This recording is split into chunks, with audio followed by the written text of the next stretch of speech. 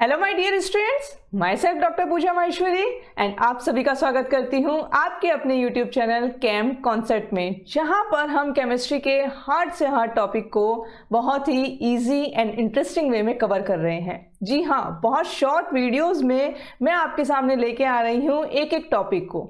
तो बच्चों, जो हम लोग क्लास 11-12 का बेसिक कॉन्सेप्ट्स क्लियर कर रहे थे, उसमें लास्ट वीडियो में हमने स्टार्ट किए थे लॉज ऑफ केमिकल कॉम्बिनेशन। और फर्स्ट लॉ मैंने आपको पढ़ा दिया था, that was law of mass conservation. अगर आपने अभी तक वो वीडियो नहीं देखा है तो आपको डिस्क्रिप्शन में लिंक मिल जाएगा, पहले आप उस वीडियो को देख लीजिएगा। और आज हम स्टार्ट करने वाले हैं second law, that is law of definite proportion. इसे लॉ ऑफ कांस्टेंट कंपोजिशन भी कहा जाता है। तो सबसे पहले क्वेश्चन आता है कि ये लॉ किसने प्रपोज किया था। ध्यान रखना, it was given by Proust, Joseph Proust scientist का नेम है। और मैंने लास्ट वीडियो में भी आपको बताया था कि आपको ये नेम लर्न करना है, क्योंकि कई बार डायरेक्ट क्वेश्चन पूछ लिया जाता है कि this law was proposed by, तो आपको उस टाइम साइंटिस्ट का नेम पता होना चाहिए। जैसे लॉ ऑफ मास कंजर्वेशन किसने दिया था, लेवोजियर ने दिया था। तो छोटे छोटे से क्वेश्चंस हैं, ये हमें आने चाहिए। अच्छा, अब बात करते हैं कि भाई ये लॉ कहता क्या है, कि केमिकल रिएक्शन को इस लॉ के अकॉर्डिंग कौन से नियम कायदे हैं वो फॉलो करने हैं। तो समझो इसे, मान लो एक कंपाउंड है, उस कंपाउंड में एलिमेंट्स हैं, उन एलिमेंट्स का मास है m1 और m2। ठीक है, अब इनके मास का रेशियो क्या हो जाएगा, m1:m2।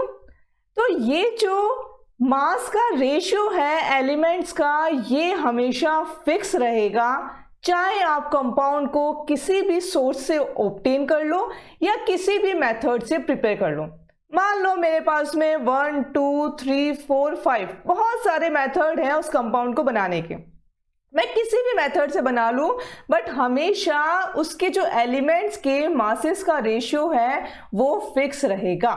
ये कहता है लॉ ऑफ डेफिनेट प्रपोर्शन। समझ में आया? इसे हम एग्जाम्पल से भी समझेंगे, बट पहले इसका स्टेटमेंट देखते हैं। देखो क्या कहता है, according to this law A compound can be obtained from different sources।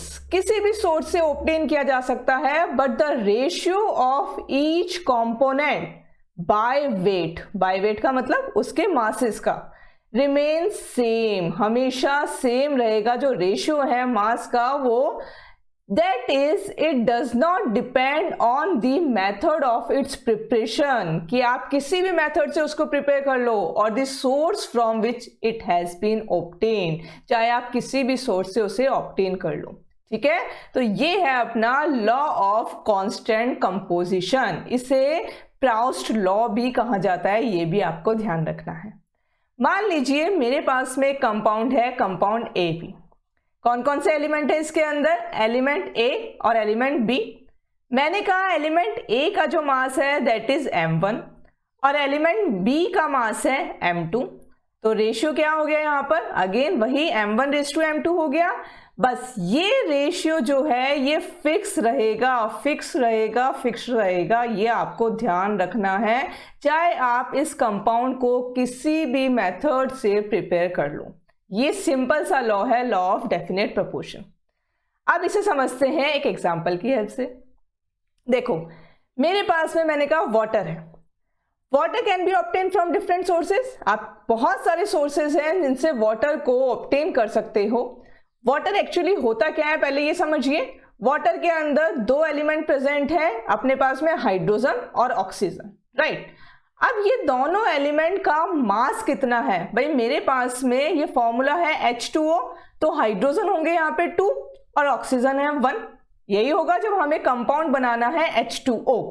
मैंने कहा मास कितना होगा, तो हाइड्रोजन का ग्राम एटॉमिक मास कितना होता है, 1 होता है। क्योंकि यहाँ 2 हाइड्रोजन है तो ये कितना हो गया अपने पास में 2 ग्राम। अब मैं ग्राम में भी ले सकती हूँ, यूनिफाइड मास भी ले सकती हूँ, इससे कोई फर्क नहीं पड़ता, क्योंकि जब आप रेशियो निकालोगे तो ऊपर और नीचे की यूनिट क्या हो जाएगी, कैंसिल आउट हो जाएगी। तो मैंने क्या किया, यहाँ पे ग्राम में ले दिया। ठीक है, तो मेरे पास में हाइड्रोजन का मास कितना आ गया, वाटर में 2 ग्राम, और ऑक्सीजन क्योंकि एक ही है और ऑक्सीजन का ग्राम एटॉमिक मास कितना होता है, 16 होता है, तो इनका जो मास है इसका रेशियो कितना हो गया, 2:16। सिंप्लीफाई नहीं है, इसे सिंप्लीफाई कर लेते हैं, ये कितना मैं कह सकती हूँ 1:8, राइट, ये रेशियो हो गया।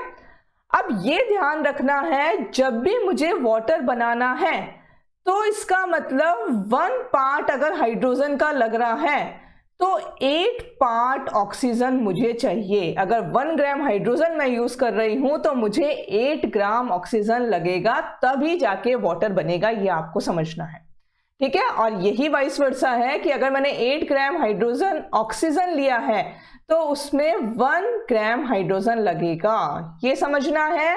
अच्छा, कई बार यहाँ पे हम कंफ्यूज हो जाते हैं कि रेशियो का क्या मतलब है, कि हमेशा 1 ग्राम हाइड्रोजन होगा तो 8 ग्राम ऑक्सीजन लगेगा तभी वाटर बनेगा। मैम हमारे पास में तो 0.5 ग्राम हाइड्रोजन है और मेरे पास में 8 ग्राम ऑक्सीजन है, तो क्या मैं वाटर नहीं बना सकती? नहीं, बिल्कुल बना सकते हो।